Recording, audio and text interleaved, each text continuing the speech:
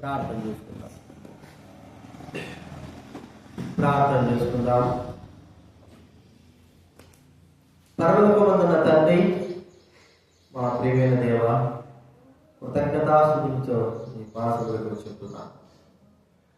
ఆకాశం దాసుడైన దేవ, ఆకాశ మహాకాశం పట్టదారు దేవ, సదాశివకు స్తోత్ర రూపంపై మీ నామాన్ని బట్టి స్తుతిస్తున్నాను, వ్యాపరుస్తున్నాను.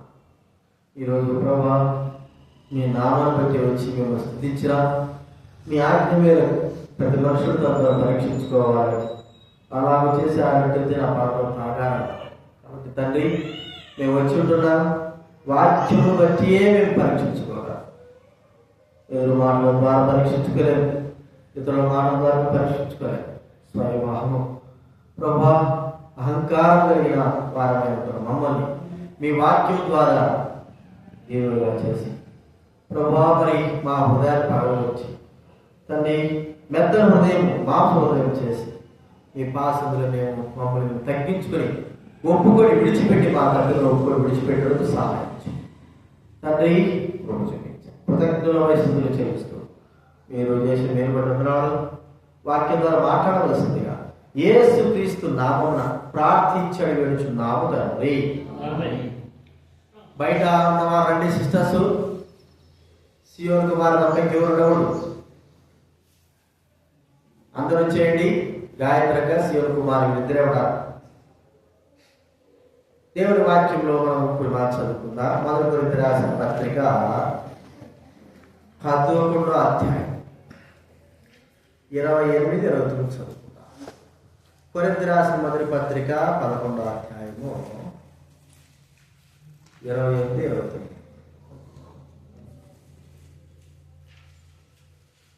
మొదటి కొరింథీ రాసిన పత్రిక 11వ అధ్యాయం 28-29. అందరూ కూడా కలిసి చదువుకుందాం. బైబిల్ వెనక నుంచి 153. బైబిల్ వెనక నుంచి 153. కాబట్టి ప్రతి మనుషుడు తను తాను పరీక్షించుకోవాలను చేసి ఆ పాత్ర ప్రభువు శరీరం అని వివేచింపక తిని త్రాగువారు తనకు శిక్షావిధి కలుగులకే తిని త్రాగుచున్నారు. అలాగే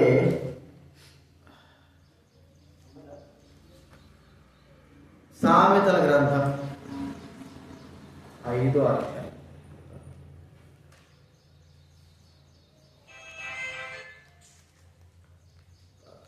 సామెతల గ్రంథము 5వ అధ్యాయం 21వ వచనం. సామెతల గ్రంథం 5వ అధ్యాయము 5:20 అందరూ చదువుకున్నా. బైబిల్ మధ్యలో నుంచి 534 పేజీ నెంబర్. బైబిల్ మధ్యలో నుంచి 534. సామెతల గ్రంథం 5వ అధ్యాయము 21. అందరూ నరుడి మార్గములను యెహోవా ఎరుగును, వారి నడతలన్నిటిని ఆయన గుర్తించును. కాబట్టి ప్రతి మనుషుల మీద మనం పరీక్షించుకోవాలి. గత దినాల్లో మనం బలవర్తమానం కొరకై మరి ఒక విషయాల గురించి చూస్తూ వచ్చాం. చెప్పండి, ఆ విషయం ఏంటి?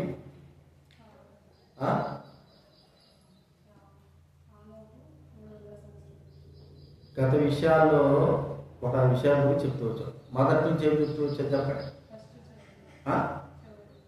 ఫస్ట్ ఏంటి?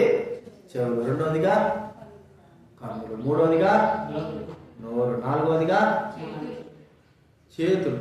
చేతులు చెప్పారా? చేతులు చెప్పారా? సరే. ఐదవదిగా కాలు. ఇప్పుడు ఏం జరుగుతా?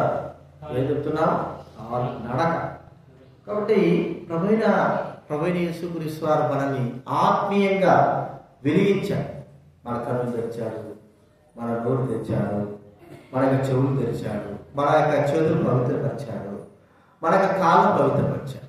అయితే ఏ వ్యక్తులుగా మనము ప్రభువుకు ఆత్మీయంగా ఉపయోగపడడానికి కొరకే మనల్ని ప్రభు బాగు చేశాడో, సాతానుడు వాటన్నిటిని ముయ్యాల కోరుకున్నాడు.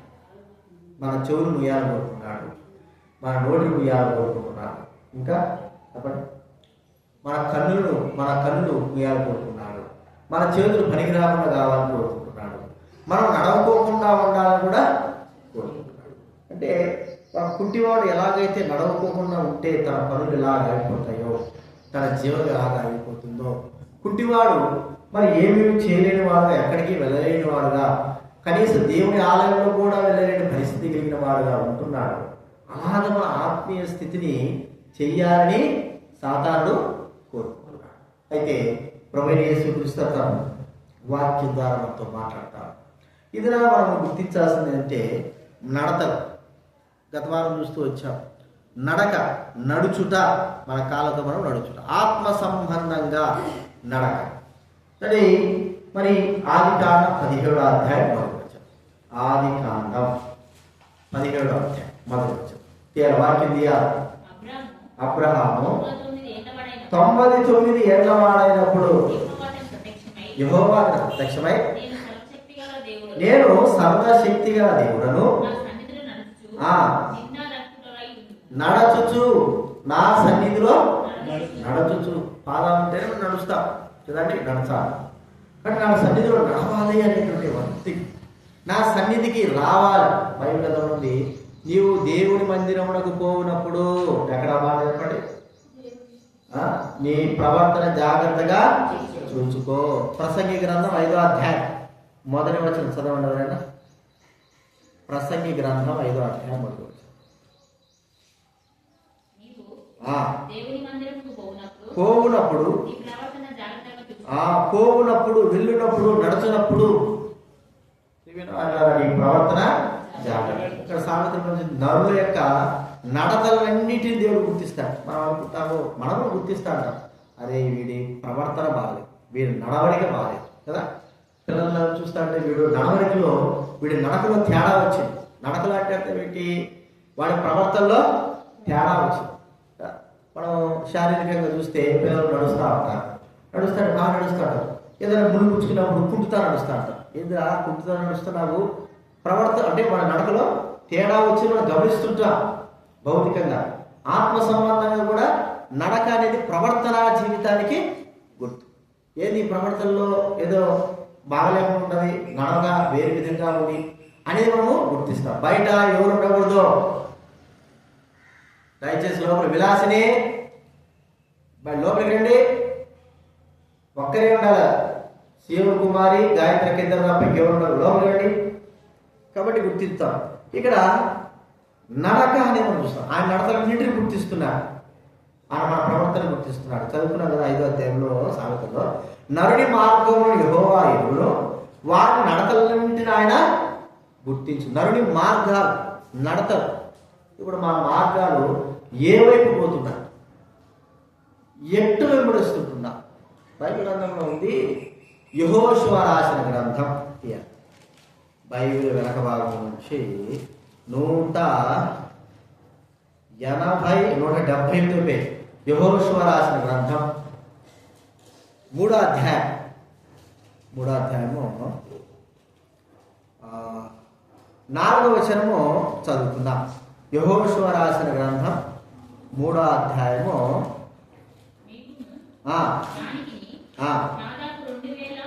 2000 కొలమూరలు, దాదాపు 2000 కొలమూరల ఎడముండవలను. మీరు వెళ్ళు త్రోవ మీరు ఇంతకు ముందుగా వెళ్ళినది కాదు, మీరు దానిని గుర్తుపట్టవలను గనుక ఆ మందసమునకు సమీపంగా మీరు నడవరాదు. మీరు వెళ్ళు త్రోవ మీరు ఇంతకు ముందుగా వెళ్ళినది కాదు, మీరు దాన్ని గుర్తుపట్టాలా. ఎట్లా నడవాలా? మందసమునకు సమీపంగా మీరు నడవరాదు. అంటే ఆ మందసము యెహోషువ కాలంలో యెరికో పట్టణానికి వచ్చేసారు, కానాను ప్రాంతంలోకి వచ్చేసారు. వచ్చేసిన తర్వాత మన్నా ఆగిపోయింది. తర్వాత వారు మరి ఆ యొక్క యోర్దాను దగ్గరికి వచ్చేసారు. యోర్దాను దగ్గరికి వస్తే, యోర్దాను దాటితే ఏముంటుంది, కానాలో ప్రవేశించినట్లే. ఇప్పుడు యోర్దాను దాటడానికి కొరకై మందసం నిలబడి ఉన్నది, ప్రజలందరూ ఉన్నారు, మా యాజకులు ఉన్నారు. ఇప్పుడు ప్రజలు చెబుతున్న మాట ఏంటంటే, మందసం అంటే మనం అక్కడెక్కడదు, ఇక్కడదో అరే ఎడమా ఆ పిల్ల ఉంటుందా, వాళ్ళకి కూడా అంత పెద్ద బిస్కెట్ ఇస్తాడు. ఇప్పుడు వద్దులే వస్తుంది, ఏం కాదు ఆ పిల్ల ఏమన్నా చూడంటే మనం చూస్తా ఉంటే మందసం గుర్తుపట్టి మందసం యొక్క నడవాలా, మందసం దగ్గరగా కొద్ది దూరంగా నడవాలి, గుర్తుపట్టాలి మందసం ఎట్ట వెళ్తా ఉంది, మందసము ఎలా ఉంది. మందసము ఉండే స్థలం ఏంటి? ప్రత్యక్షపు గుడారం, దేవుని సన్నిధి, దేవుని మందిరం. బైబిల్ గ్రంథంలో దేవుడి మందిరం వెతకాలా, దేవుడి మందిరానికి వెళ్ళాలా, అది మనకు దేవుడు నేర్పుతున్నటువంటి పాట. అంటే వెళ్ళాలి. ఇప్పుడు చూడండి, నిర్గమకాండం 33వ అధ్యాయం, నిర్గమకాండం 33వ అధ్యాయం 7వ వచనం ఎవరైనా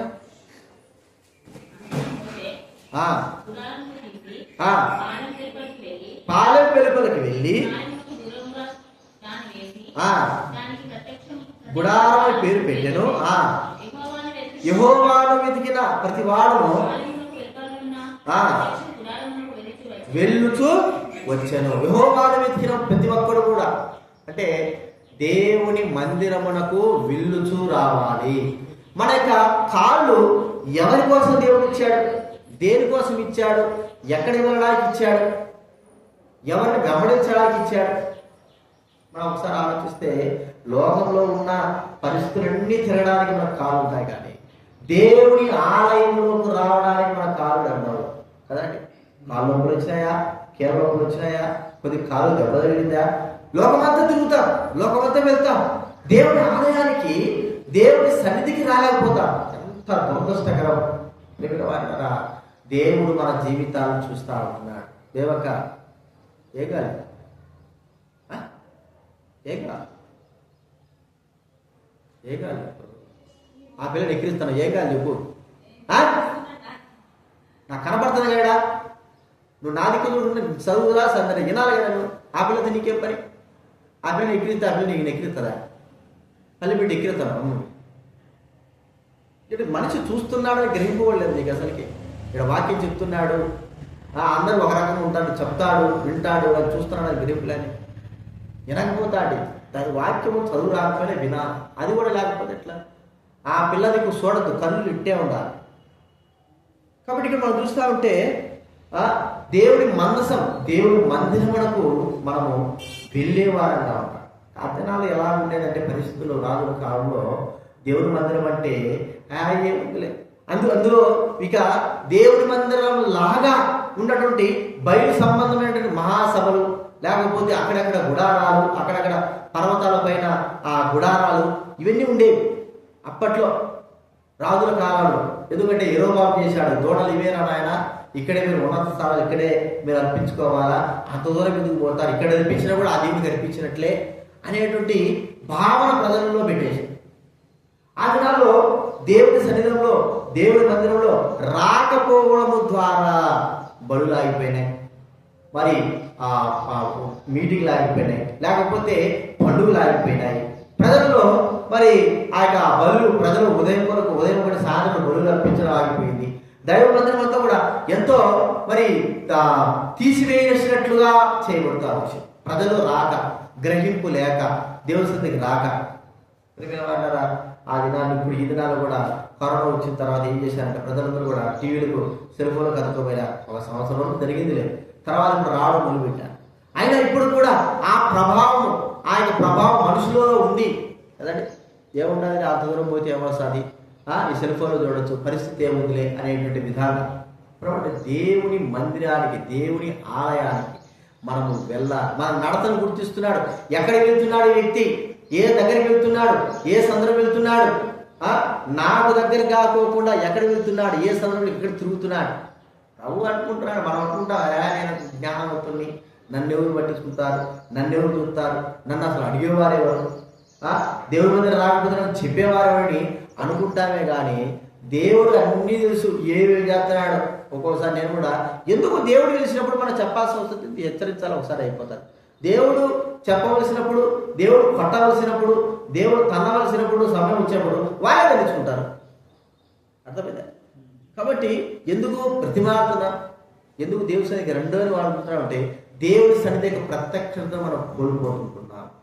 మందసాన్ని వెంబడించాలి. నదిలో దిగిన తర్వాత మరి మందసం ఎలాగవుతుందో ఆ మందసం వైపే మనుషులు వెళ్ళాలా.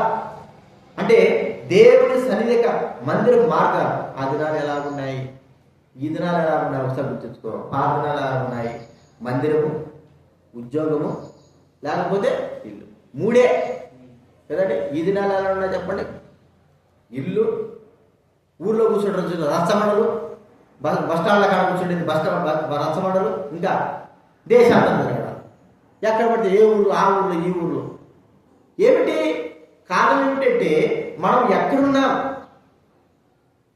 ఎంత సమయం మనం దేవుడి సన్నిధిలో కూర్చుంటున్నాం, దేవుడి సన్నిధిలో నడుచుకుంటా వస్తున్నాం, లేదా దేవుడి సన్నిధిలో పరిగెత్తా ఉంటున్నాం. ఒక్కసారి గుర్తించుకుందాం, మన కాలు ఇచ్చింది దేవుని సన్నిధికి వెళ్ళడానికి, దేవుని సన్నిధిలో ఉండడానికి, దేవుని సన్నిధిలో నిలిచి ఉండడానికి కాలు ఇచ్చారు, మన నడత. కాబట్టి ఒకప్పుడు దేశాలు తిరిగేటోడు, ఒకప్పుడు ఊరు తిరిగేటోడు, ఒకప్పుడు ఇల్లు తిరిగేటోడు ఇప్పుడు ఎక్కడున్నాడయా? ఎక్కడున్నాడు? ఎవరైనా ఫోన్ చేశారనుకో, ఎక్కడుంటాడు ఈ వ్యక్తి అంటే, ఇప్పుడు ఈ దినం ఆదివారం కాబట్టి దేవుడి సన్నిధిలో ఉంటాడు. ఈ దినము ఆ వ్యక్తి ఎక్కడున్నాడండి? దేవుడి సన్నిధిలో ఉంటాడు, లేకపోతే ఇళ్ళ మధ్యన ప్రార్థనలు ఉంటే ఉంటాడు, లేకపోతే వారి ఇంట్లో ఉంటాడు, ఇంకెక్కడ కూడా ఉండడు. అంటే వారి నడతలు ఎడవరకు ఉన్నాయి? పరిశుద్ధమైన నడతలు కలిగి దైవ మందసం యొక్క ఆ అనుకూలంగా, మందసాన్ని అనుకూలంగా వెంబడిస్తూ రావడం మనం చూస్తాం. కాబట్టి గుర్తించుకుందాం, మొట్టమొదటగా మందసాన్ని అనుసరించేటువంటి, మందసం అంటే దేవుని మందిరాన్ని అనుసరించేటువంటి నడతలుగా కాళ్ళగా మేము ఉన్నాయా లేవా? బ్రజన్ దేవుని మందసాన్ని, దేవుని మందిరాన్ని అనుసరించే నడతలుగా కాళ్ళుగా ఉన్నాయా, లేకపోతే ఎక్కడున్నాయి? ఎక్కడ తిరుగుతున్నాయి కదండి. తిరిగే కాలం మనం కట్టేయలేము, తిరుగుతూనే ఉంటాయి. కానీ ఆ కాళ్ళు దేవుని సన్నిధానికి ఎక్కువగా ప్రాధాన్యత. ఆ దినాల్లో వాళ్ళు ఎట్ట పోవాలో తెలియక ఉంటే హిజ్కియా కాలంలో ఏం చేశాడంటే, హిజ్కియా అందరిని పిలిపించాడు. అంటే మరి ఆ పస్కా పశువు బలి జరుగుతుంది, లేకపోతే మీటింగ్లు ఉంటాయి, లేకపోతే ధర్మశాస్త్రం జరుగుతాయి అని ప్రజలను పిలిస్తే వారికి అర్థం కాల. చూడండి 2వ దినవృత్తాంతాల గ్రంథం 30వ అధ్యాయం, 2వ దినవృత్తాంతం 30వ అధ్యాయం 10వ వచనం చదవండి. ఎవరైనా 10వ వచనం వచ్చి బైబిల్ మధ్యలో నుంచి 384 జబూలూను ప్రతి పట్టణంలోకి పోయి కానీ వారిని అపహసించిరి. అయితే ఆశేరు, మనస్సే, జబూలూను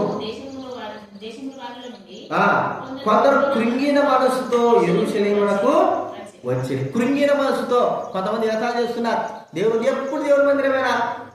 మనకు కూడా పడతాంటారు. దేవుని మందిరం రమ్మంటే, ఇంటి వాళ్ళు రమ్మంటే అంటే ఎప్పుడు చూసి ఆడే ఉంటావా? మనకు వేరే వాళ్ళు కాదు అనేది, మనమే ఎప్పుడు చూసిన దేవుడి మందిరమేనా అంటే, ఎప్పుడు చూసిన దేవుడి మందిరమే. నీకు లేకపోతే ఆసక్తి ఉంటుంది. కనీసం అన్ని వదులుకునే అని కాదు, సమయం ఉన్నప్పుడు ప్రేమిన వారు సమయాన్ని అనుకూలించి మనమే బలకున్నా, మన కుటుంబం అయిన వారు మీరున్నదే దేవుడి మందిరంలో, లేకపోతే మన పిల్లలైన వారు మీరున్నదే దేవుడి మందిరంలో. మన పిల్లల్ని ఇక్కడ లేరు కావాలని సరిపోయింది, ఇక్కడ ఉంటే ఎట్లుండేదో కదా, దూరం ఉన్నారని ఈ యొక్క సాగు దొరికింది మీకు కదా. దేవుడి మందిరానికి దూరం అయిపోయినాము మేము, పిల్లలు ఉండడానికి వీళ్ళేది, ఇది బాగా సాగు. అది దగ్గర ఉంటే ఉండేవాళ్ళ ఏమో, దూరం ఉన్నప్పుడే ఉండలేని వారు దగ్గరుంటే ఎలా ఉండగలరు? ఒక్క మాట ఉదాహరణ చెప్తారు. నరకంలో అంటే ఈ మాటలు దూరం ఉన్నప్పుడు రాలేని వారు దగ్గరుంటే రాలేరు అని చెప్పడానికి ఒక ఉదాహరణ. నరకంలో ధనవంతుడు కాలుతా ఉన్నాడు. అడిగాడు ఎవరిని? అయ్యా మాకు 5 నదులు ఉన్నారు, వారి కాడికి ఏం పంపా, ఎవరు పంపాలా? లాదన పంపు అంటే అంటాడు, లాదన పంపాల్సిన అవసరం లేదు, ఒకవేళ పంపినా నమ్మ, ఎందుకు సచ్చినోడు వచ్చాడా, వీడాడు దయమేనాడు అంటారు. కాబట్టి అక్కడ ఉన్నవారు చెప్పిన మాటలు నమ్మితే లాదన పోయి చెప్పినంత, అర్థమైందా? చచ్చిపోయిన వాడు చెప్పినంత కదా. నువ్వు లాదరే పోయి చచ్చిపోయేటోడే పోయి చెప్పాల్సిన అవసరం లే, అక్కడున్న వాడు చెప్పిన మాట వింటే లాదరు పోయి చచ్చిపోయిన వాడు చెప్పినంత అనే మాట దేవుడు చెప్తా ఉన్నాడు. ఇది కూడా అదే, దేవుడి మందిరం దూరం ఉన్నాడుగా, దూరం ఉన్నప్పుడు వస్తేనే దగ్గర ఉన్నప్పుడు కూడా వస్తారు. దేవుని ప్రేమించడం అంటే అంత తేలిగ్గా ప్రజలకు ఎట్లుందంటే తేలిగ్గా ఉంది. అహంకారంతో, గర్వంతో, అతిశయముతో మన హృదయం నిండిపోయినప్పుడు దేవుడి మందిరం గురించి ఆశ, ఆలోచన, భావన, వెళ్ళాల, తృష్ణ 24 కీర్తనలుంటే దేవుడి మందిరాన్ని చూడాలని ఆశ తనకు ఎట్లా ఉన్నట్టే తృష్ణ కలిగిన వాడుగా. కీర్తన 24వ అధ్యాయం, కీర్తన 24వ అధ్యాయం 2వ చదవండి. 84వ అధ్యాయం కీర్తన బైబిల్ మధ్య 497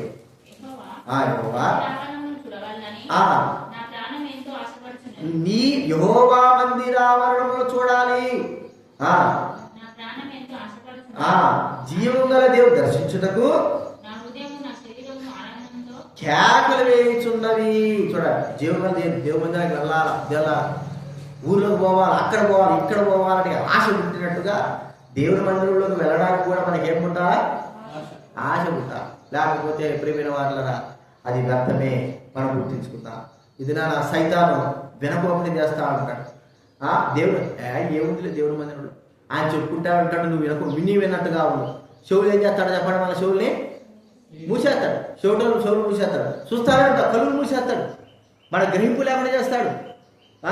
దైవ వాక్యం మనము దేవుడి వాక్యం వింటున్నప్పటికీ కూడా మన మనసంతా కూడా వేరే విధానంలో నువ్వు అంత జ్ఞానవంతుడు, నీ అంత మంచోడు లేడు, నీ గొప్పవాడు లేడు. దేవుడి మందిరం పోతేనేనా నీకు బైబిల్ తెలుసు కదా, దేవుడి సరి తెలుసు కదా, దేవుడి మందిరం ఇంట్లో ఉంటే ఏమైంది? లోకంలో ఎక్కడైనా తిరుగు, దేవుడి మందిరం కంటే అక్కడ ఎక్కడైనా ఉందని చెప్పు. దేవుడి మందిరం కంటే ఏం లేదు. ఎన్నో విధాలుగా సైతాన్ని మనం చేసేట మోసపరిచేవాడు, ఇప్పటికీ మోసపడుతున్నాడు, ఇప్పుడు కూడా మోసపోతా అంటున్నాడు. ఎంత దౌర్భాగ్యం అయిపోయినా. కాబట్టి మన నడక కార్యాలు ఎక్కడికి వెళ్ళాలి? మన నడతలో దేవుడి సన్నిధానికి ఆశ అనుకుంటున్నావా? దూరం ప్రాముఖ్యంగా దూరం తింటాడని దూరం కథలని చెప్పద్దు. దూరం కథలు అన్నం కోసం, కూడి కోసం ఊరంతా దిగుతాం, అక్కడికి పోతాం, ఇక్కడ పోతాం, ఆ పని చేస్తాం, ఈ పని చేస్తాం, ఎంతో దూరం పోతాం. దేవుడి సన్నిధానికి ఆశీర్వాదం ఇస్తా ఉన్నాడు, దేవుడి సన్నిధి ఎంతో గొప్పగా ఉంటుందని. దేవుడి సన్నిధానికి గుర్తింపు లేకపోతే నువ్వు ఎలా వస్తావు? కాబట్టి నీ నడతలు ఎలా ఉన్నాయి? దైవ మందిర విషయంలో మందసాన్ని కనిపెట్టి వెళ్ళాలా? యోర్ధానది పారుతా ఉంది, దాన్ని దిగిన తర్వాత యోర్ధానది విడిపోయింది. మందసం పోతాడు ముందుగా, ఆ మందసం వెంటనే పోవాలా, దగ్గర వెళ్ళకూడదు, వెంటనే అనుసరిస్తూ వెళ్ళాలి.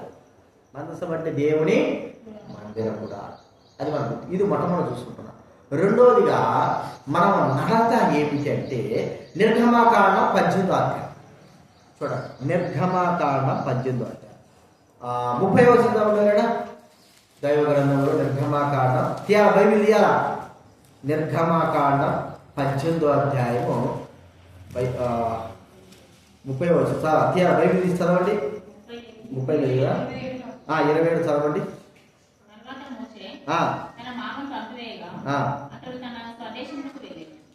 స్వదేశానికి వెళ్ళాడు. చూడండి 20వ అధ్యాయము 8వ వచనం, 20వ అధ్యాయం 8వ వచనం, 20వ అధ్యాయం 8వ వచనం. ఆచరించుటకు విశ్రాంతి దినాన్ని ఏం చేయాలంటే పరిశుద్ధ దినముగా, దేవుని మందిరమును పరిశుద్ధ దినముగా ఆచరించడానికి నువ్వు మరి ఉండాలని ప్రభు ఇక్కడ మనకు నడవాలి ఆయన సన్నిధిలో. చూడండి, విశ్రాంతి దినం అంటేనే మనకు ఎక్కలేని బాధ వస్తాం. మరి ఎందుకు విశ్రాంతి దినం? లోకం ఎందుకు విశ్రాంతి దినం? ఆదివారం పెట్టుకునేది. ఆ దినాల్లో ఆదివారం బ్రిటిష్ కాలంలో నుంచి వచ్చింది. ఆదివారం ఎందుకు? అది అప్పుడు దేవుని ఆరాధించే దినముగా చేసుకున్నాం. రాకాలు ఏమైపోయింది? ఉద్యోగాలు చేసే దినముగా మారిపోయింది. రాకాలు ఇంకేమైంది? విలాసవంతంగా సంతోషంగా జీవించడానికి ఉపయోగపడే దినముగా మారిపోయింది. తిండికి లేకపోతే పిక్నిక్లకి వెళ్ళే దినముగా మారిపోయింది. లేకపోతే మన సొంత పనుల కొరకే వెళ్ళేటువంటి దినముగా మారిపోయింది. విశ్రాంతి దినము అనగా దేవుని యొక్క ఇప్పటికైనా సరే ఇశ్రాయేల్ శుక్రవారం సాయంత్రం నుంచి శనివారం సబ్బాత్ దినం అంటే విశ్రాంతి దినం. మనకు విశ్రాంతి దినము ఆదివారం ప్రభుదినం. శుక్రవారం సాయంత్రమే 4 గంటల నుంచే 3 గంటల నుంచే బోర పట్టుకొని యాజకులైన వారు ప్రతి అంగడి దగ్గరికి వెళ్ళి బోర ఊతారు. యూట్యూబ్లో చూసిన బోర ఊతూ సంపాదన వస్తుంది, సంపాదన సమయం వస్తుంది, మీరు అన్ని కూడా ఏం చేయాలా, మీ షటర్ మూసారు 6 గంటలు వేయాల కల్లా ఏం చేయాలా, 6 గంటల నుంచి వాళ్ళకి ఒక దినం మొదలు పడుతుంది. 6 గంటల కల్లా మీరు ఏమైనా కానీ 6 గంటలకు మూసేయాలా, ఇళ్ళకి వెళ్ళిపోవాలి 6 గంటలకు లోపే. మరి ఆ యొక్క ఏడుపుల గోడ అని ఉంటారు, యెరూషలేము గోడ. ఆ ఏడుపుల గోడ దగ్గర కూడా సబ్బాత్ దినాన ఒక సెల్ ఫోన్ కూడా వాడనియంట. సెల్ ఫోన్ తీసినా వెంటనే ఖచ్చితంగా చెప్తారు, ఈరోజు సబ్బాత్ దినం, మీరు సెల్ ఫోన్ వాడద్దు. అర్థమైందా? అది నా యేసులో కాలం ఏం చేశారు, శిష్యులు వెళ్తా ఉంటే వెన్నులు తుడుచుకొని తిన్నారు. మొక్కజొన్న వెన్నుల గోధుమ వెన్నులు తుడుచుకొని ఇటు తింటా ఉంటే ఏమంటున్నారు, ఈరోజు విశ్రాంతి దినము, వెన్నులు ఎందుకు తుడుచుకొని తింటున్నారు వాళ్ళు అంటే ఆ పని కూడా చేయదు, చుంచుకొని తినే పని కూడా. అంటే అంత ఆచారంగా అంత పద్ధతిగా ఒక విశ్రాంతిని ఉంచారు. ఆ విశ్రాంతిలో రాను ఏమైపోయిందంటే ఆ దొంగల గుహగా మారిపడింది. ఆ రాను ఆ విశ్రాంతి వ్యాపారంగా మారిపోయింది. విశ్రాంతిలో తమ ఇష్టమైన పనులు చేసుకోవడం మారిపోయింది, తమ పనులు చేసుకోవడం మారిపోయింది.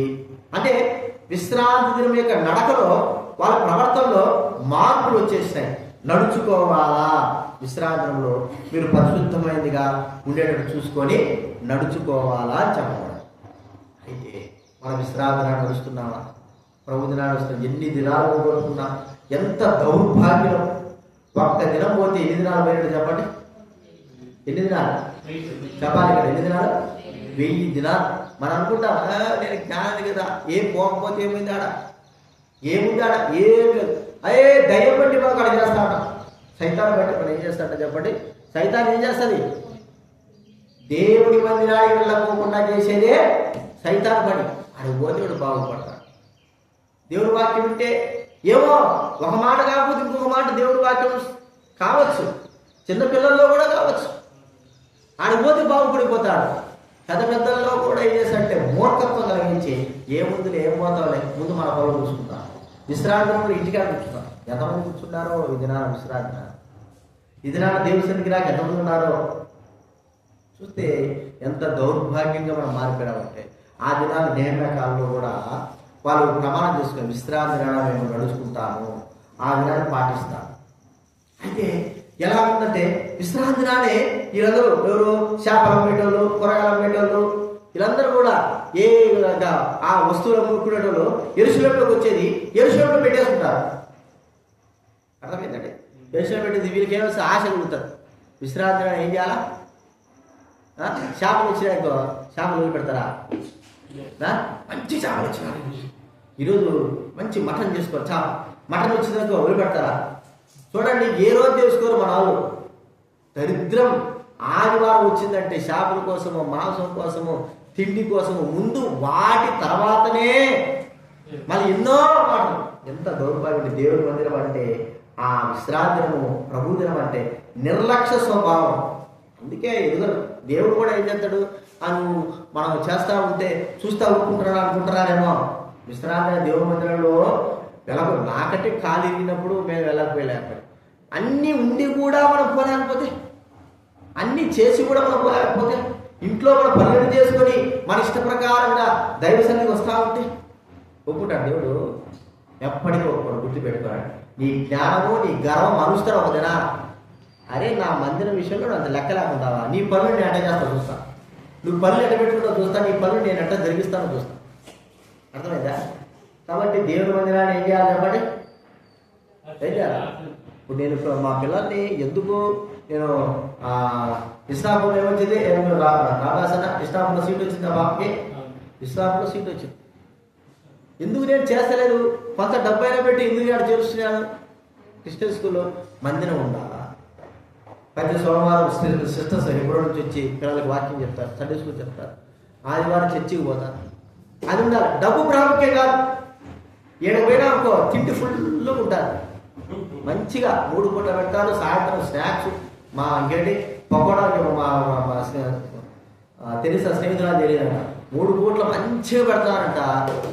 వారానికి 2 సార్లు చికెను మటన్ ఖచ్చితంగా పెడతారంట, కోడిగుడ్డు ఇస్తారంట.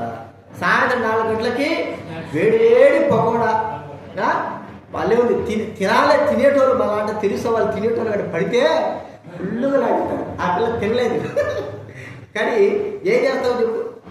వద్దు, ప్రభు మందిరం కంటే అదో ఇన్ని రోజుల నుంచి నేను ఎందుకు ఇంటికాడ పెట్టుకునేదంటే ఆదివారం వారు ఎన్ని ఆదివారాలు పోతాయో అర్థమైందా? ఎన్ని ఆదివారాలు పోతాయి. ఏదో బాగలేదు ఇంకా అసలు బాగలేకుండా జ్వరం వచ్చింది నడవలేకపోయిందంటే అది దినాల్లో దైవ మందిరం యొక్క ప్రత్యక్షతను విశ్రాంతి యొక్క ప్రత్యక్షతను గుర్తించలేని దౌర్భాగ్యం ఎక్కడ. డబ్బు కోసం, అధికారుల కోసం, వారి కోసం, వీళ్ళ కోసం దైవ సన్నిధిని వదులుకొని వెళ్ళిపోతా ఉంటాం. దాని ప్రత్యక్ష గుర్తించలేదు. ఆ ప్రత్యక్షంలో సరైన సమయాన్ని కూడా గుర్తించలేకపోతా ఉంటాం. ప్రియమైన వాళ్ళ ఇశ్రాయేలు వాళ్ళ నిష్ఠ ఏంటంటే ఆ సంపాదనలో అంత నిష్ఠగా ఉంటారు. కనీసం ఇంట్లో పొలి కూడా వేయించారంట. అట్లాగంటే ముందే చేసి పెట్టుకోవాలంటారు. అంత నిష్ఠగా వాళ్ళు ఉంటారు. ఇక బయట ఏం పని లేవు. నీకు 100 పనులుండి 1000 పనులుండి బయట ఏం పనులు ఉండవు. ఒకవేళ చచ్చిపోయినారా ఫ్రిడ్జ్లో పెడతారు. చచ్చిపోయినాడు తీసుకోండి. సబ్బాత్ దినం అయిపోయిన తర్వాత సబ్బాత్ దినంలోనే చచ్చిపోయాడు. సాయంత్రం శుక్రవారం సాయంత్రం చచ్చిపోయాడు అనుకో ఏం చేస్తారు? ఒకవేళ 6 గంటల లోపల చచ్చిపోతే అప్పటికే గుర్చిపెడతారు. లేదు సబ్బాత్ దినం చచ్చిపోయాడు అనుకో ఫ్రిడ్జ్లో పెట్టేస్తారు. తర్వాత మరుసటి రోజు తర్వాత ప్రజలు పిలిపించి సవాల్ చేస్తారు. అంటే దేవుని దినానికి మందిర దినానికి ఎంత ప్రాముఖ్యత ఉంది. ఈ దినాలు మనకి ఎంత ప్రాముఖ్యత ఉంది? చదువు వచ్చింది, జ్ఞానం ఉంది, డబ్బు ఉంది, అన్నీ ఉన్నాయి. దీన్ని గుర్తించలేకపోతున్నాం. ఒకసారి గుర్తించుకున్నాం. దేవుని మందిరం ఏది? విశ్రాంతి దినం యొక్క ప్రత్యక్షత. మనం కూడా దేవుని మందిరంలో అప్పుడే మన ఇంటికాడికి జనాలు అసలు ఒక్కసారి చెప్పావా ధైర్యంగా? మా ఇంటికాడికి ఆదివారం మీరు రాకూడదు అని చెప్పగలవా? చెప్పడానికి నీకు ధైర్యం ఉందా? తెలుసా కదా, నా ఇంటికాడికి ఆదివారం నువ్వు రాకూడదు. ఎవరికైనా సరే ఒకవేళ వచ్చినారా మీ ఇంట్లో ఉన్నట్టు మేము తాళం మూసుకొని వెళ్ళిపోతాం. మీరు ఉండండి, మీరే చేసుకున్నారా, మేము వస్తాం, మధ్యాహ్నం వస్తాం. చెప్పగలవా? సునీతక్క, దేవుడు లేదు నీకు. దేవుడు ఉంటే నువ్వు చెప్తావు. దేవుడు లేకపోతే చెప్తావు. నేను దేవుడు చెప్పు. మీటింగ్ ఉంది ఆదివారం మధ్య 10 గంటలకు వాడేదో ఉండాలి, కానీ ఇది వదిలిపెట్టి వెళ్ళిపోతావు. అవసరం లేదు. ఇది ముందు ఏది కావాలదు దేవుడు మందిరము. ఎందుకంటే ఎవరో కొరకు కాదు. అప్పటికప్పుడే 11 గంటలకే ఎత్తేస్తున్నారు. మనం చూడలేము. మరణం అంటే ఏదో ముందు వచ్చి తర్వాత వెళ్ళాలి. అసలుకే కనబడతారు. మాకు బాగలేదు, వాళ్ళకి బాగలేదు, అర్థమైన మా వాళ్ళు వచ్చారు, మా బంధువులు వచ్చారు. దైవ మందిరం యొక్క ప్రత్యక్షతను గుర్తించలేనటువంటి విశ్రాంతి యొక్క ప్రత్యక్ష గుర్తించలేకపోవడం ద్వారానే దేవుడు ఏం చేశాడంటే 70 సంవత్సరాలు ఇశ్రాయేలుని ఏం చేశాడు? బబులోను దేశానికి అమ్మేశాడు. అర్థమైందా? ఎందుకు వాళ్ళు బబులోను దేశంలోకి 70 సంవత్సరాలు అంటే 7 రోజులు. ఒక రోజుకి 8 సంవత్సరాలు వేశాడు. 10 సంవత్సరాలు లెక్క అంతేనా? 7 రోజులు 70 కదా. సంవత్సరానికి 8 సంవత్సరాలు లెక్కేశాడు. 10 సంవత్సరాలు లెక్కేసి వారి 70 సంవత్సరాలు ఎన్ని రోజులు ప్రార్థన రాలేకపోయినారు, ఎన్ని రోజులు ఆరాధనలోకి లేకపోయినారు, ఎన్ని రోజులు వాళ్ళు దేవుని ఆరాధనలో కనబడలేదు. అన్ని సంవత్సరాలు వాళ్ళని ఏం చేశారంటే శత్రువుల చేతులకే అందుకే గుర్తించుకోండి. అటు మన జీవితంలో ప్రభువుతో మాట్లాడుతూ ఉంటున్నాడు. ఈ యొక్క విశ్రాంతి దినం కదండి. 106వ కీర్తన 43వ వచనం. 106వ కీర్తన 106 శివకుమారి డోర్లే 106 43వ కీర్తన 106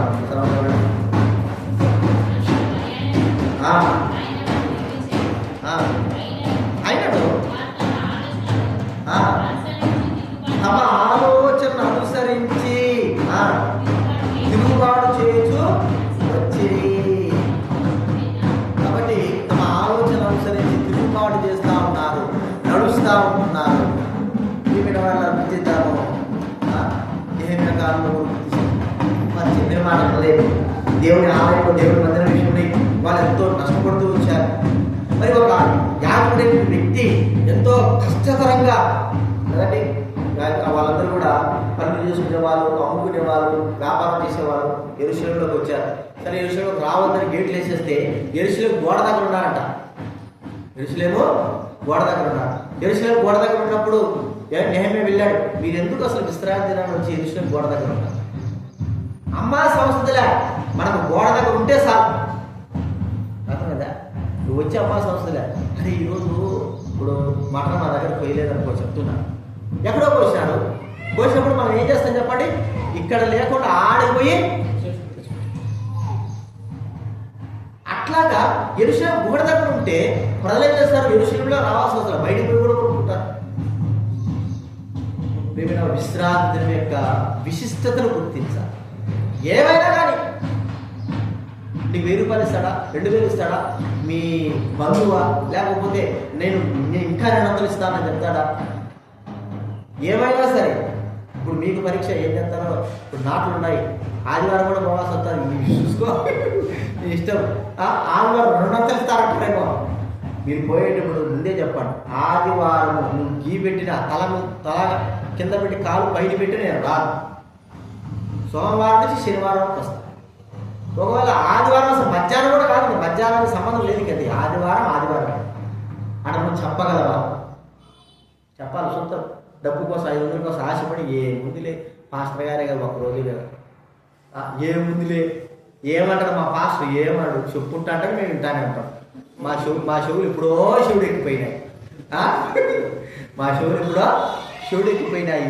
ఎంత చెప్పినా మేము ఇంతేగా. కాబట్టి గుర్తించుకోండి, విశ్రాంతిని యొక్క నడవడిక, విశ్రాంతినము ఎక్కడ వెళ్తున్నా నీకు కాదు. ఇది రెండో మనం చూస్తున్నాం. మూడోది మనం చూస్తా ఉంటే చూడండి, ద్వితీయోపదేశం కాలం 12:32. ద్వితీయోపదేశం 12:32.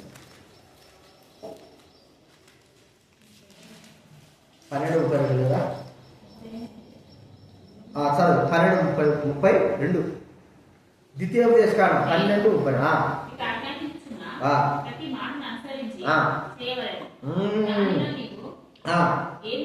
కలపకూడదు, నేను మీకు ఆజ్ఞాపించుతున్న ప్రతి మాటను అనుసరించి చెయ్యాలి. అనుసరించిన దేవుడి మాట, మనుషుల మాట కంటే దేవుడి మాట మనం చాలా తక్కువగా చేస్తాం. ఈ దినాల్లో దేవుడి మాట వినేవాడు ఎవడు? దేవుడి మాట విని అలాగ లోబడేవాడు ఎవడు? దేవుడి మాటకి ఎంత విలువిస్తుంటున్నా. దేవుడి వాక్యంలో చెప్పబడిన ప్రతి మాట, దేవుడి మాట నీ దేవుడు నీతో రాదు, ప్రత్యేకంగా సపరేట్ చెప్పాల్సిన అవసరం లే. అర్థమైందా? దేవుడి వాక్యంలో రాయబడిన ప్రతి మాట ఏంటి? దేవుని వాక్యమే, దేవుడి మాటే.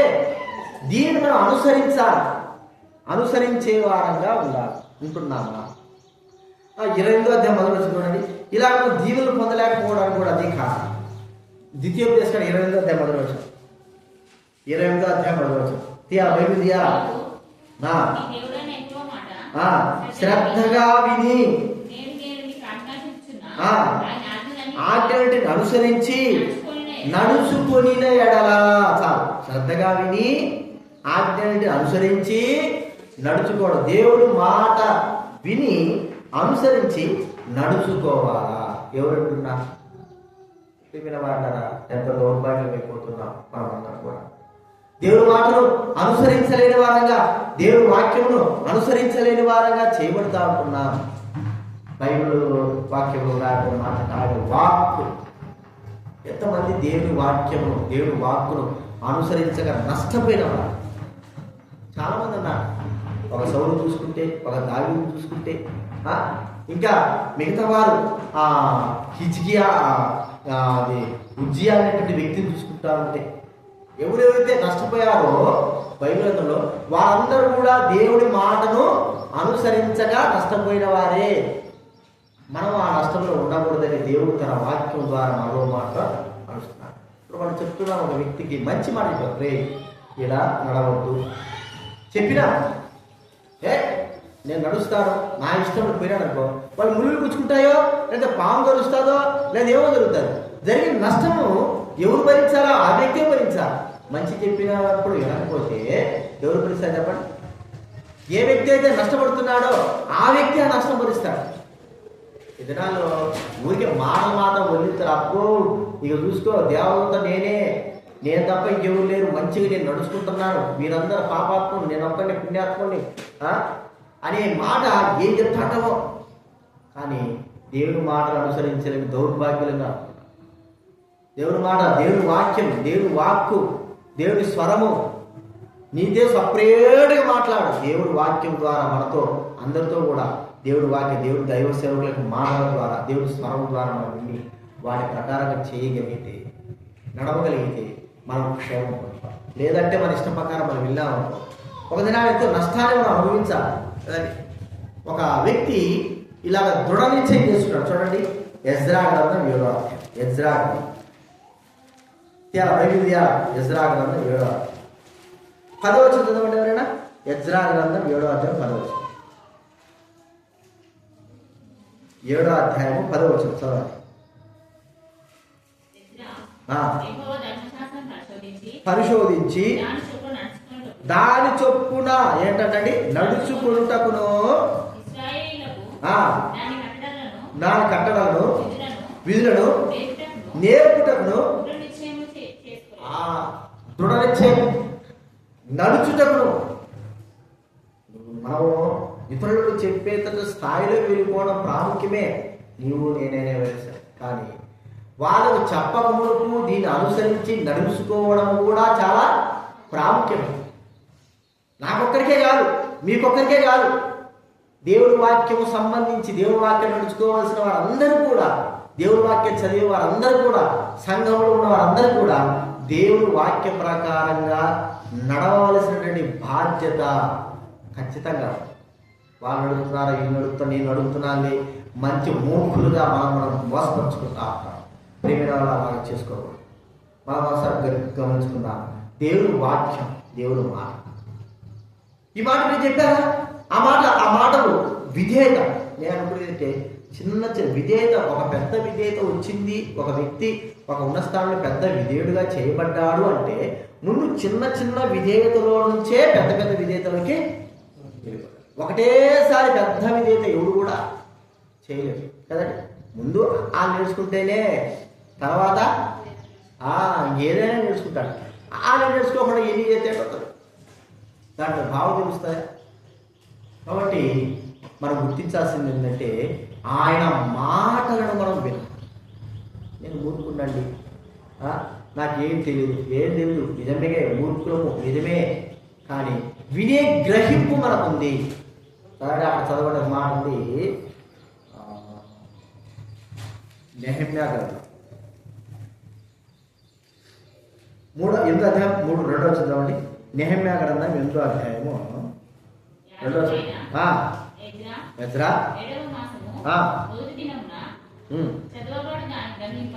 చదవబడు దాని గ్రహింప శక్తి గల స్త్రీ పురుషులు కలిసిన సమాజం అంతటి ఎదుటను ఆ ధర్మశాస్త్ర గ్రంథమును తీసుకుని వచ్చి చదవబడి దాన్ని ఏం చేస్తాట గ్రహింపు.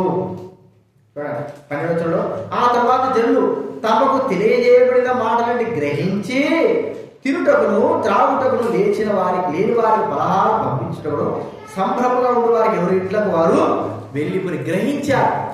వాక్యమును ఎందుకు మనము, దేవుని మాటను మనం ఎందుకు వినాలంటే, మనం ఏదైతే చేయకపోతున్నామో దాన్ని చేయడానికి కొరకే దేవుడు తన వాక్కు ద్వారా ప్రజలైన వారితో మాట్లాడారు.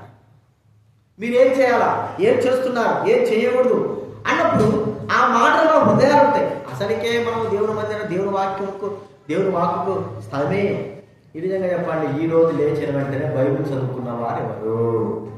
బైబిల్ చేతులు బయటెత్తారు. లేచిన వెంటనే బైబిల్ చదివేవారు. మరి ఎందుకు చదవాలి? చదువు రాకనా? ఇక్కడ వినాలి వచ్చనా? చదువు రాకనా? ఎందుకు చదవాలి?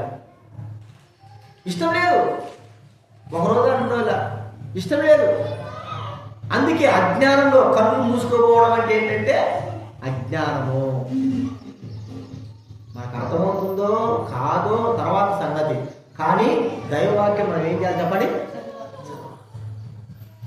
దాన్ని. ఎందుకంటే దేవుడు ఏమో మనకు ఏం మాట్లాడాలని కోరుకుంటున్నాడో, ఏం ఉద్దేశించి కోరుకుంటున్నాడో, దేని ద్వారా మనం మాట్లాడాలని కోరుకుంటున్నాడో చెప్పలేదు కదా, ఏం చేయాలనుకుంటున్నాడో చెప్పలేము. అందుకే దేవుని వాక్యాన్ని దైవజనుడు భగత్ సింగ్ గారు కానీ పెద్దలు కానీ ఉదయాన్నే లేచినటువంటి రాత్రి పడుకున్నటువంటి ప్రార్థన పూర్వకంగా చదవడం అనేది మనం చూస్తాం. అయితే ఆ యొక్క స్థితి మన జీవితంలో లేకపోవడం దురదృష్టంగా. సాధారణం ఏం చేస్తుంది, ఒక్క మాట దైవ గ్రంథంలో ఒక్క మాట మనకు కానీ దొరికిందంటే హృదయంలో ఆ మాట ఏమవుతుంది, పడిపోతుంది, విత్తనాలా పడుతుంది, అది ఫలిస్తుంది.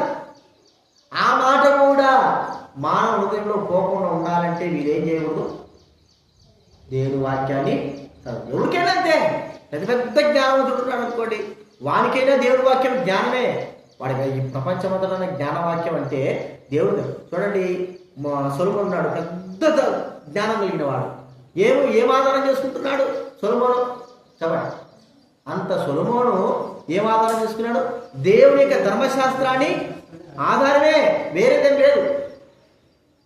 నాకు ఇంత జ్ఞానం లేదా బైబిల్ గ్రంథంలో ఉంది, 3000 సామెతలు రాసినట్టు, చెట్ల గురించి రాసినట్టు, ఇన్ని రాసినటోడు అంత జ్ఞానం కలిగి నాకెందుగా ధర్మశాస్త్రం అనుకోవచ్చు కదా, నాకెందుకు, నేనే ఒక గ్రంథాన్ని నేనే అనే కాదు.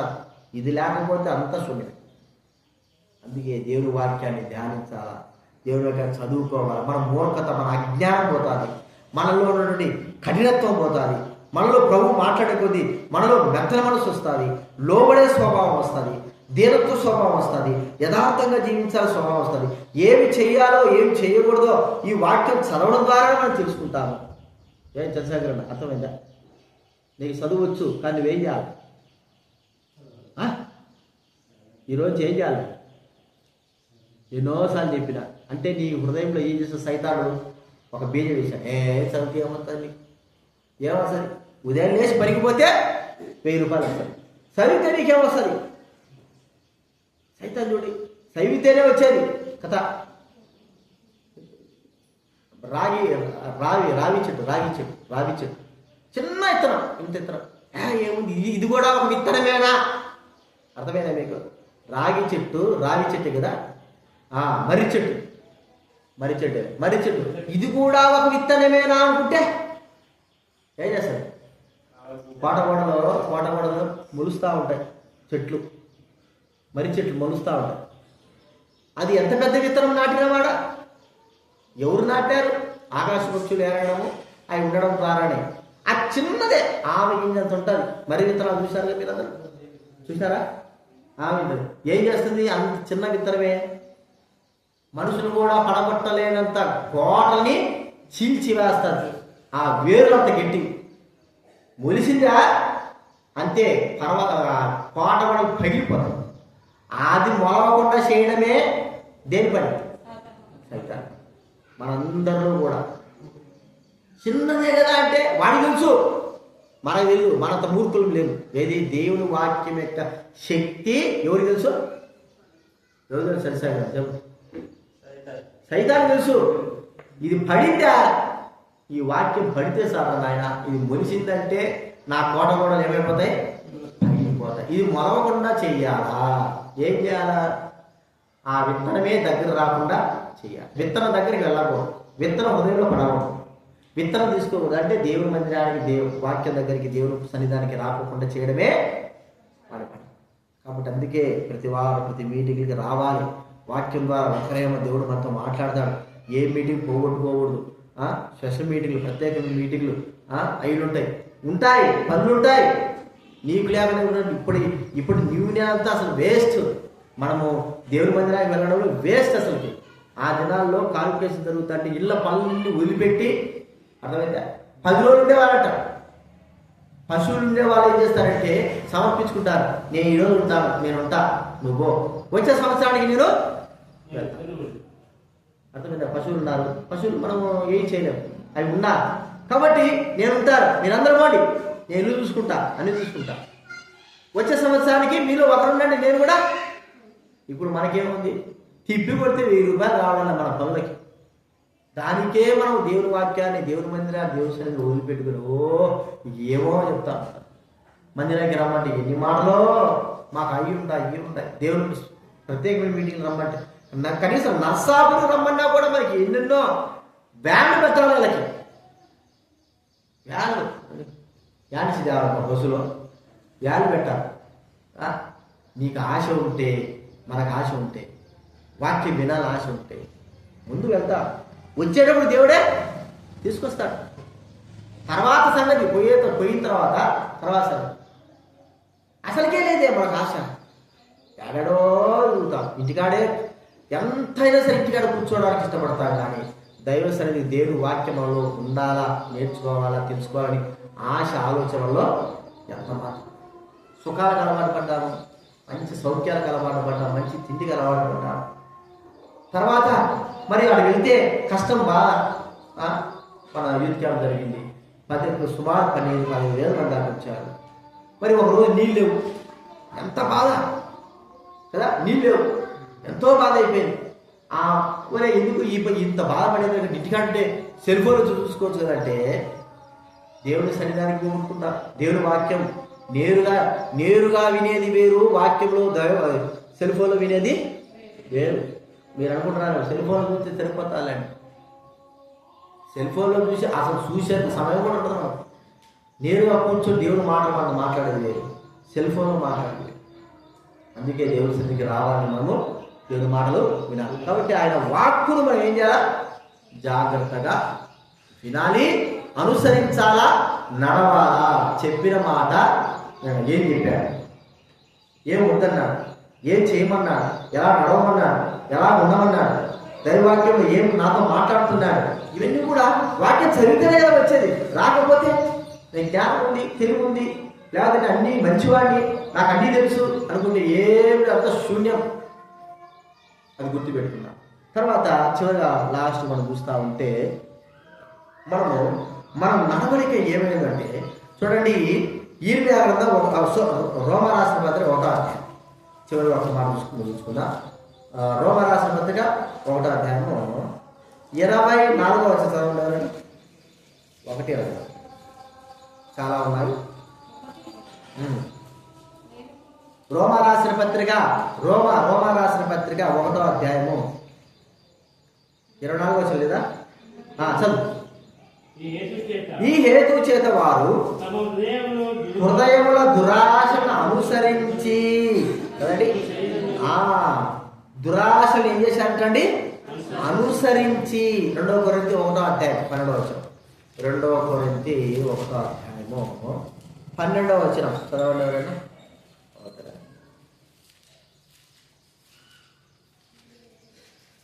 1:12 చదవండి. మా అతిశయం ఏదనగా లౌకిక జ్ఞానము అనుసరింపక లౌకిక జ్ఞానం ఏం చేయాలంటే అనుసరించకూడదు. ఇంకా ఏమంటున్నాడు? ఎఫెసీ పత్రిక 2వ అధ్యాయం 2వ వచనం. ఎఫెసీ పత్రిక 2వ అధ్యాయము 2వ వచనం చదవండి. వారి మండల సంబంధమైన అధిపతిని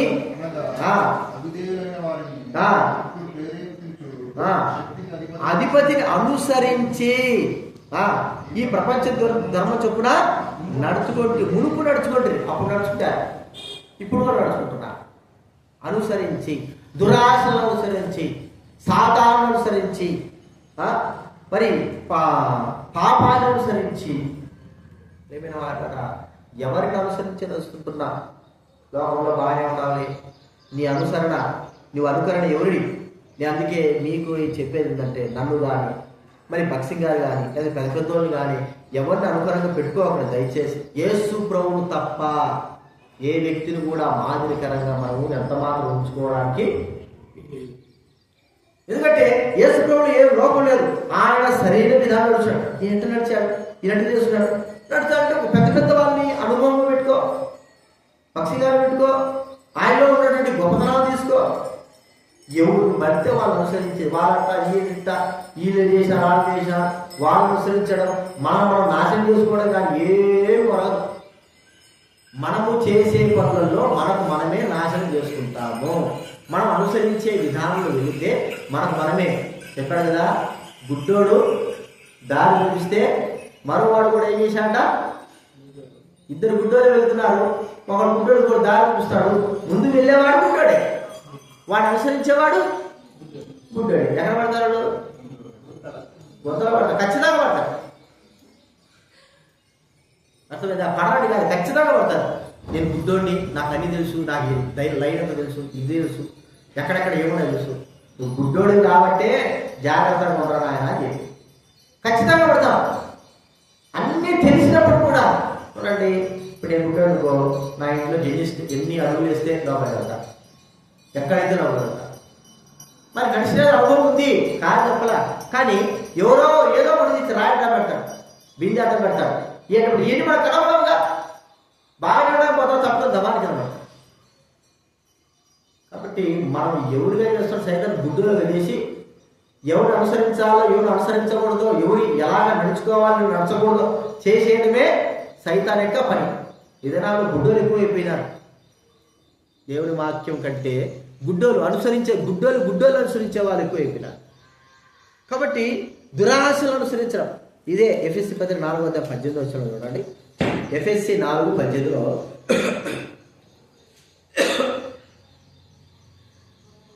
ఏముంది చెప్తామండి? మరి మద్యముతో మత్తులై ఉండకుడి, దాని దుర్వ్యాపార కలు అయితే ఆత్మపూర్ణులై యుండుడి. ఇక్కడ ఇందు నిమిత్తం మీరు అవివేకులు కాక ప్రభు యొక్క చిత్తమేదో 4:18 వచ్చింది కాబట్టి ఏదో కాడ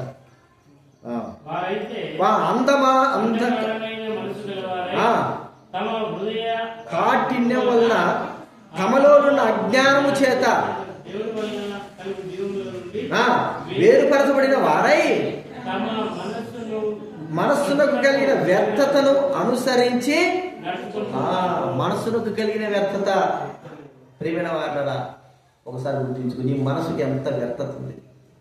ఏం లేదు అనుకొని భ్రమపోయి నేను బాగా నడుస్తున్నా భ్రమపోయి ఉండద్దు, గుడ్డివాళ్ళ ఉండద్దు. తెలుసుకో, గ్రహింపు కలిగి ఉండు. నీ మనసుకు ఎంత వ్యర్థత ఉందో ఆ వ్యర్థతను అనుసరిస్తుంటున్నావు. చెప్పిన మాట వినడం లేదు, గ్రహింపు లేదు, విన్నట్టుగానే ఉంటున్నాం. కానీ మన మనసు యొక్క వ్యర్థతనే అనుసరిస్తుంది. మన మనసు యొక్క వ్యర్థతనే మనం ఏం చేస్తున్నామో. ఎందుకు ఎన్ని మాటలు చెప్పినా కూడా అయ్యా వద్దు వద్దు వద్దు వద్దు వద్దు, ఇది పద్ధతిగా ఇలా చేయాలి, ఎన్ని మాటలు చెప్పినా అబ్బా మాటే ఉండదు. ఎందుకు? చెప్పిన మాట వినాలంటే కూర్చో కూర్చో కూర్చో చెప్పిన మాట వినాలనే స్వభావం మనుషునికే ఉంది. చెప్పిన మాట వినకపోవడం అనే స్వభావం మనుషునికే. ఇది చేయొద్దు, ఇది చేయొద్దంటే చేస్తూనే ఉంటారు. ఇంకా వద్దన్నా అంటే చేస్తూనే ఉంటారు, చేయొద్దంటే చేస్తూనే ఉంటారు. ఎంత చెప్పినా కూడా వినరు. ఏమంటే నాకు వినపడలేదంట, చాలా టెక్నిక్ కదా. ఏమంటే నాకు వినపడలేదంట. ఎందుకు? మన మనస్సు వ్యర్థత. ప్రియమైన వాళ్ళని ఒకసారి గుర్తిద్దాం. మన జీవితంలో మన మనస్సును వ్యర్థమైన దాన్ని అనుసరిస్తున్నామా? దురాశలు లోకంలో వారిని అనుసరిస్తుంటున్నామా? మన గురి ఎవరు? మనకు నడిపించేవారు ఎవరు?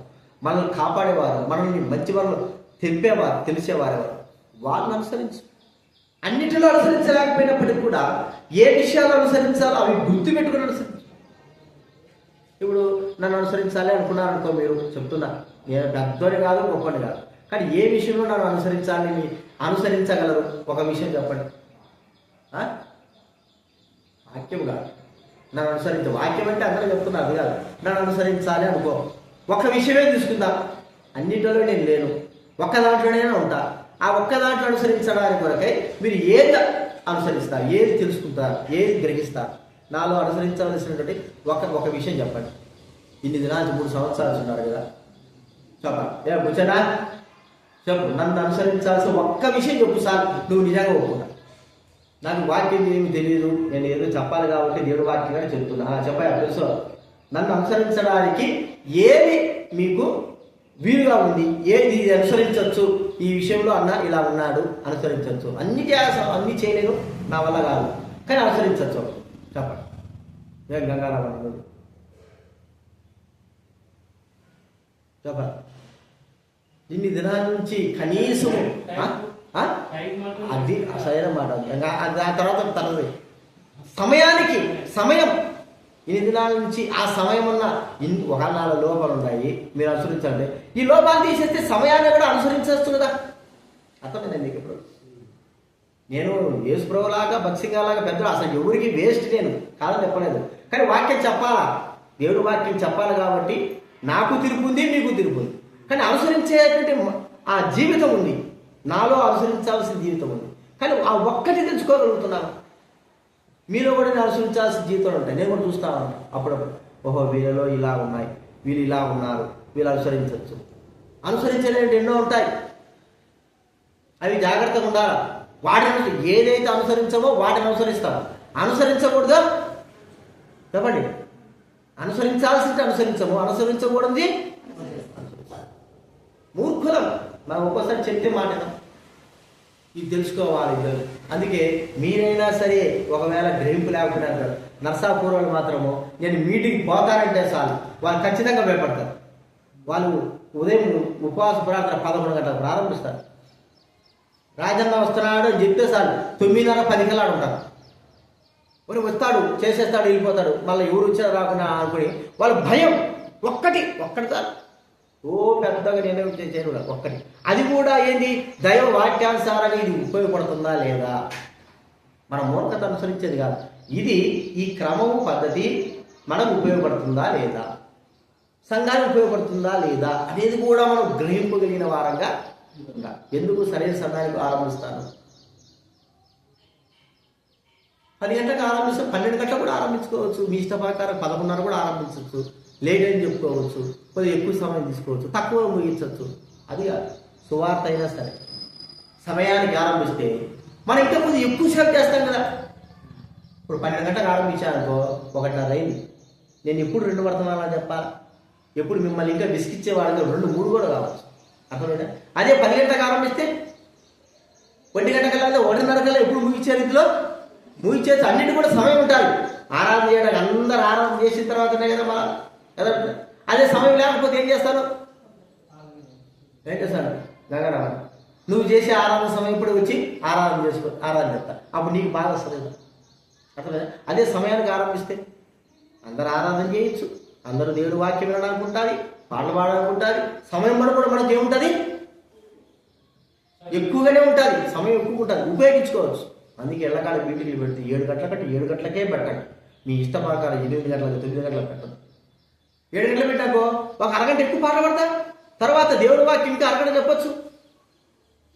అది సమయం కొద్ది. ఎందుకు ఊరికే గవర్నమెంట్ వాళ్ళు సమయానికి రమ్మని చెప్పి ఇష్టపచ్చిన రమ్మని చెప్పడానికి కాదు. గవర్నమెంట్ వాళ్ళు అది తేలికగా వాళ్ళ జీతాలు ఇవ్వడంలే. సమయానికి వస్తే వాళ్ళ పనులు కూడా ఎక్కువగా చేసుకోవచ్చు, మన పనులు కూడా చేయవచ్చు. కాబట్టి గుర్తించుకుందాం, మన దురాశను అనుసరించి మన ఇష్టానుసారం అనుసరించి నడుచుకోవడం ద్వారా మనకు నష్టమే కానీ లాభం ఉండదు. ఇతరులు వారు ఎట్లున్నారు అట్లున్నారు వాళ్ళు అనుసరించడం ద్వారా ఆ విషయం నష్టమే. ఆలోచించు, ఈ విషయం ఇట్లున్నారు, ఈ విషయంలో వెళ్తే వీరు అనుసరిస్తే నేను గుంతల పడతానా లేకపోతే నడుస్తానా, ప్రేమైన వాడతారా? అందరూ పోయినారని కాదు, నీకు కూడా తెలివి జ్ఞానం అన్నీ ఇచ్చారు. ఈ విషయంలో నా దురాశ కాదు, నా ఆలోచన కాదు, ఇతర ఆలోచన దేవుడి వాక్యం ప్రకారంగా జరుగుతూ ఉంది. లేకపోతే నడుచాలన్నా ఇలా ఒకవేళ ఎవరు నడవలేదా, నేను నడుస్తా. నేను దేవుడి వాక్యం ప్రకారంగా దేవుడి వాక్యం నేను నడుస్తా. నన్ను చూసి అందరూ కూడా నడుచుకునేటట్లుగా నేను జీవిస్తా. ఇతరులను చూసి నువ్వు నేర్చుకునేదేంటి? అర్థమైందా? ఇన్ని సంవత్సరాలుగా దేవుడి మందిరానికి వచ్చి ఇతరులను చూసి నిన్ను నేర్చుకునేదేంటి? నువ్వు నేర్చుకునేది నిన్ను చూసి ఏం చేయాలా చెప్పండి. మనల్ని చూసి పిల్లల్ని చూసి మనం నేర్చుకోవాలా, మనం చూసి పిల్లలు నేర్చుకోవాలా? ఎవరు చూసి మనం నేర్చుకోవాలి? మనం చూసే పిల్లలు ఏం చేయాలా? నేర్చుకోవాలి. అది పద్ధతి. తర్వాత పిల్లలు చూసి వారికి ప్రవర్తన కొన్ని విషయాలు చూసి మనం కూడా నేర్చుకుంటాం. అర్థమైందా? కాబట్టి మనం కూడా గుర్తించుకుందాం, ఈ నడవడికలో ఎక్కడెక్కడ మనం తప్పిపోయినా, దేవుడి మందిరంలో అనుసరించడంలో, దేవుడి మందిరానికి వెళ్ళడంలో మనం తప్పిపోయినామా? దేవుడి విశ్రాంతి దినంలో ఆచరించడంలో, నడవడంలో తప్పిపోయినామా? అంత మాత్రమే కాకుండా ఆయన వాక్కు, ఆయన మాటలు అనుసరించుకోకుండా, ఆయన మా మాటలకు అడుగుజాడలు నడవకోకుండా మనం తప్పిపోయినామా? చివరికి ఏం చూస్తూ వచ్చారు చెప్పండి? దురాశలను మన ఇష్టానుసారం అనుసరిస్తూ దేవుడు మాటలు అంటే వాటిని దూరం పెడుతుంది. ఎవరు అనుసరించాలో, ఎవరు అనుసరించకూడదో, ఏది అనుసరించాలో, ఏది అనుసరించకూడదో తెలియలేని మూర్ఖులంగా తయారైనాం. చెబితే ఎనం, అర్థం కాదు, తెలీదు, లోక జ్ఞానం ఎక్కువ. లోక జ్ఞానం ఉన్న వాళ్ళకు ఎక్కువ లోక జ్ఞానం, దేవుని వాక్యమే జ్ఞానం అస్సలు మనం గుర్తుపెట్టాడు. లోక జ్ఞానం ఎంత ఉంటుందో నీ తల అంతైనా సరే దేవుని వాక్య జ్ఞానము ఉండదు. దేవుని వాక్య జ్ఞానం ఉన్న వాళ్ళకి లోక జ్ఞానంలో కొంతైనా తక్కువ, కొంత అంటే తక్కువ. లోక జ్ఞానం లేకపోతే ఈ లోకం దేవుని అది ప్రాముఖ్యమే. కానీ అదే లోక జ్ఞానం ఎక్కువైపోతే నీకు దేవుని జ్ఞానం ఉండదు. అది గుర్తుంచుకోవాలి. మన జ్ఞానమే ముందు పెట్టేస్తాం, మన జ్ఞానమే వేస్తాం, మన నడవడికలే ముందు పెడతాం, మనమే జ్ఞానం అనుకున్న వారంగా చేస్తాం. కాబట్టి గుర్తించుకుందాం. ఈ 4 విషయాలు ఉన్నాయా, ఎలా నడుచుకుంటున్నా, ఆయన మన నడతలన్నింటినీ గుర్తిస్తున్నాడు, చూస్తున్నాడు. మనం ఎట్లుంటారో చూస్తూ ఒకవేళ నేను చూడకపోవచ్చు, మీరు నన్ను చూడకపోవచ్చు, మనం ఒకరొకరు చూసుకోవచ్చు. మన నడతలు మాత్రం దేవుడు మాత్రము కనబడుతున్నాడు. మందిర విషయంలో, దేవుని మందిరం విషయంలో రావడంలో, ఇంకా విశ్రాంతి దైవ మందిరం మరి సబ్బాతులను విశ్రాంతిని ఆచరించడంలో, ఇంకేంటి చెప్పండి, ఆయన వాక్కును అనుసరించడంలో, మరి మాదిరికరంగా జీవించే విషయంలో మనం తప్పుతున్నామో, నడలేకపోతున్నామో మనం పరీక్షించుకొని యోగ్యంగా మనం ప్రభువుల్లో చేయలేక ప్రార్థన చేసుకుందాం.